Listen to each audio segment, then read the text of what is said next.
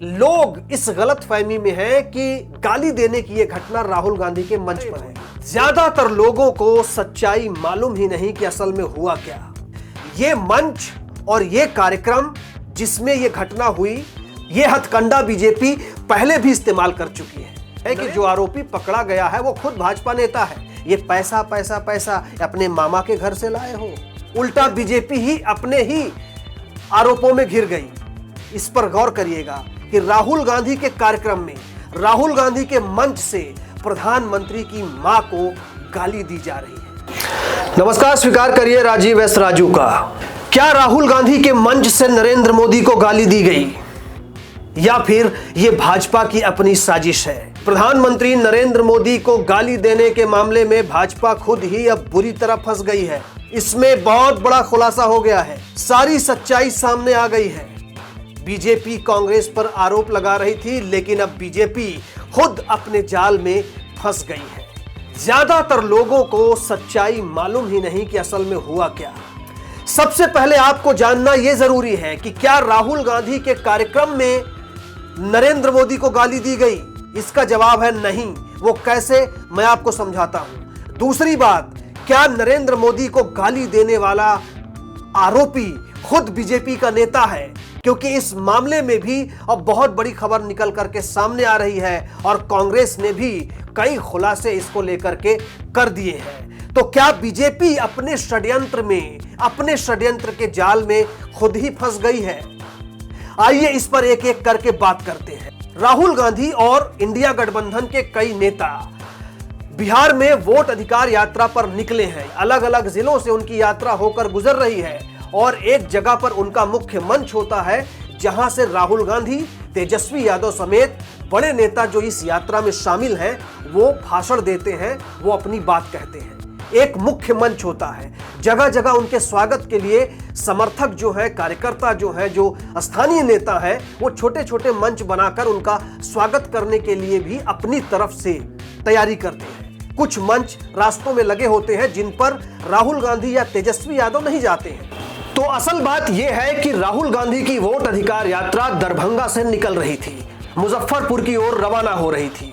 एक जगह पर ऐसे ही एक मंच स्थानीय नेताओं द्वारा बनवाया गया था। कांग्रेस के एक स्थानीय नेता हैं मोहम्मद नौशाद, उन्होंने एक छोटा सा मंच बनाया था वोट अधिकार यात्रा के नेताओं के स्वागत के लिए और समर्थन के लिए।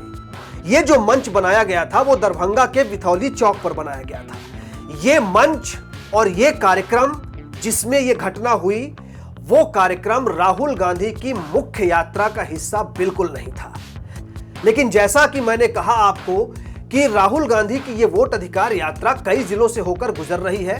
हर जिले में एक मुख्य मंच बनाया जाता है जहां से बड़े नेता राहुल गांधी समेत अपना वक्तव्य देते हैं, अपनी बात रखते हैं, अपना भाषण देते हैं। तो ये जो कार्यक्रम है जो बिथौली चौक पर बनाया गया था कांग्रेस के कार्यकर्ता मोहम्मद नौशाद के द्वारा, ये राहुल गांधी की वोट अधिकार यात्रा का मुख्य स्थल नहीं था। यानी इस स्थल का इस अधिकार यात्रा से सीधा संबंध नहीं था, यह सिर्फ स्वागत के लिए बनाया गया था।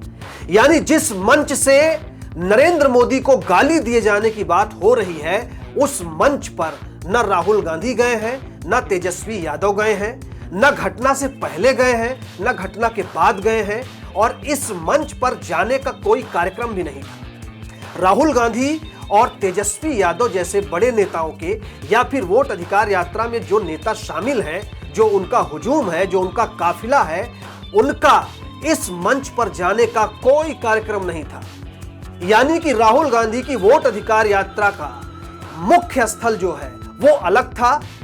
उस यात्रा का जो मुख्य कार्यक्रम है उसका इस मंच से कोई संबंध नहीं। दरभंगा से होकर यह यात्रा निकल जरूर रही थी।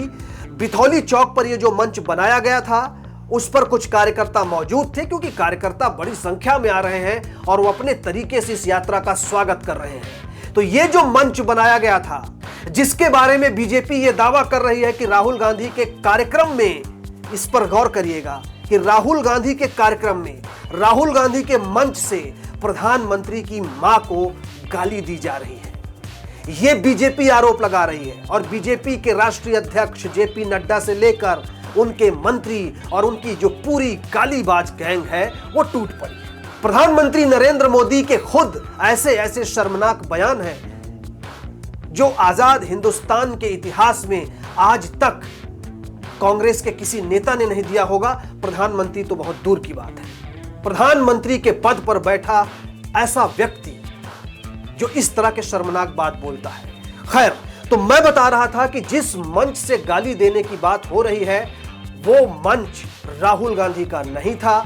उस पर राहुल गांधी का कोई कार्यक्रम नहीं था, तेजस्वी यादव का कोई कार्यक्रम नहीं था, वो वोट अधिकार यात्रा का मुख्य मंच नहीं था।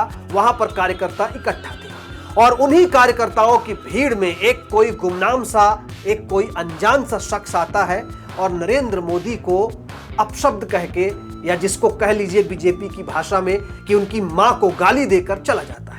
और उसके बाद तुरंत उस कथित गाली गलौज की एक छोटी सी वीडियो क्लिप सोशल मीडिया पर वायरल कर दी जाती है, जिसमें यह कहा जाता है कि नरेंद्र मोदी की मां को गाली दी गई, गाली दी गई, गाली दी गई। यह हथकंडा बीजेपी पहले भी इस्तेमाल कर चुकी है।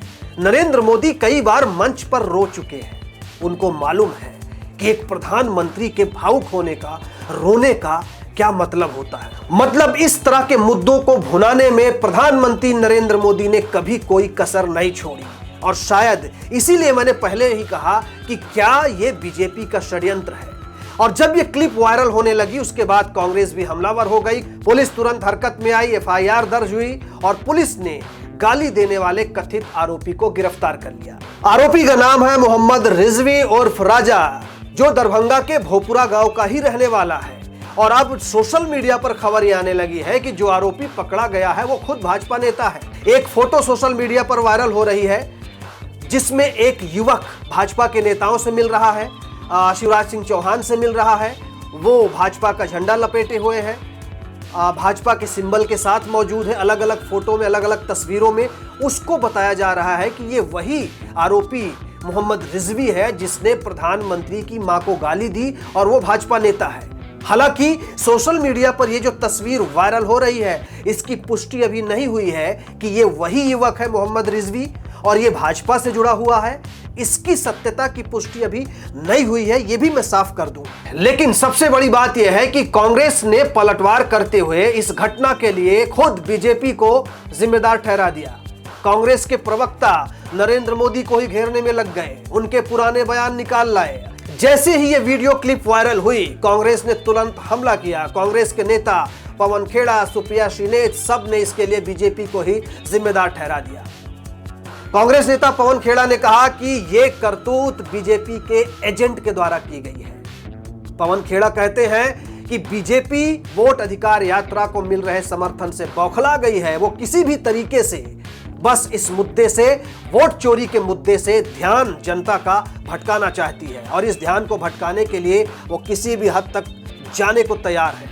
और इसी वजह से अपने एजेंट लगा करके इस तरह की करतूत, इस तरह की घटना करवाई जा रही है ताकि वोट अधिकार यात्रा से लोगों का ध्यान भटकाया जा सके। पवन खेड़ा कहते हैं कि नरेंद्र मोदी को वोट चोरी करते हुए रंगे हाथ पकड़ लिया गया है और पकड़े जाने के बाद से पूरी बीजेपी बौखला गई है। ये कांग्रेस का स्टैंड है। और जैसे ही बीजेपी के नेता नैतिकता और मर्यादा की बात करने लगे, सोशल मीडिया पर नरेंद्र मोदी के पुराने शर्मनाक बयान फिर से तैरने लगे। खासकर कांग्रेस की नेता, वरिष्ठ नेता, इस देश की बहू सोनिया गांधी को लेकर के जिस तरीके के शर्मनाक बयान प्रधानमंत्री होते हुए नरेंद्र मोदी ने दिए, या गुजरात के मुख्यमंत्री रहते हुए उन्होंने जो बयान दिए, वो साफ सोशल मीडिया पर निकल आया।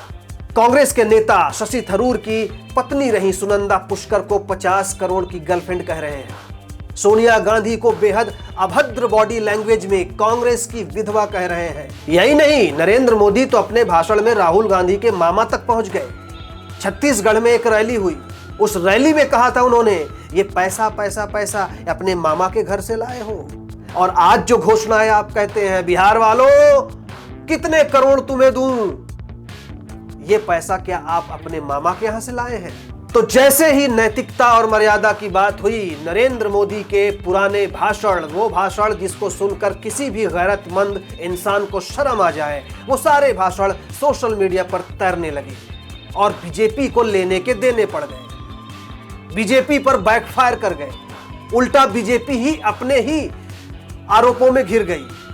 जो बीजेपी कांग्रेस पर हमला कर रही थी उसको फिर से अपने पुराने नरेंद्र मोदी के पुराने बयानों पर बचाव करने की नौबत आ गई।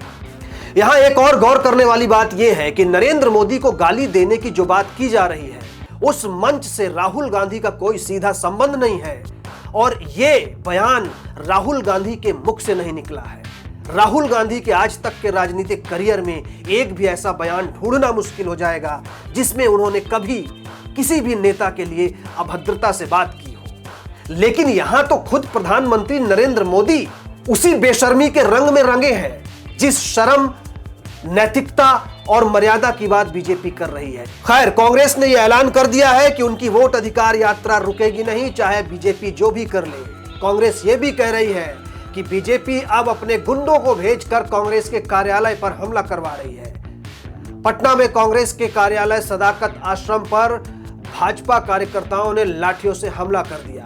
लोग इस गलतफहमी में हैं कि गाली देने की यह घटना राहुल गांधी के मंच पर हुई है, जो कि बिल्कुल गलत है, असत्य है, झूठ है, फरेब है। अगर कोई कह रहा है तो गलत कह रहा है। और दूसरी बात कि क्या गाली देने वाला खुद बीजेपी का नेता है? क्या वो बीजेपी द्वारा प्लान किया गया है? बीजेपी ने जानबूझकर यह करवाया है? ये दोनों बातें बहुत अहम है।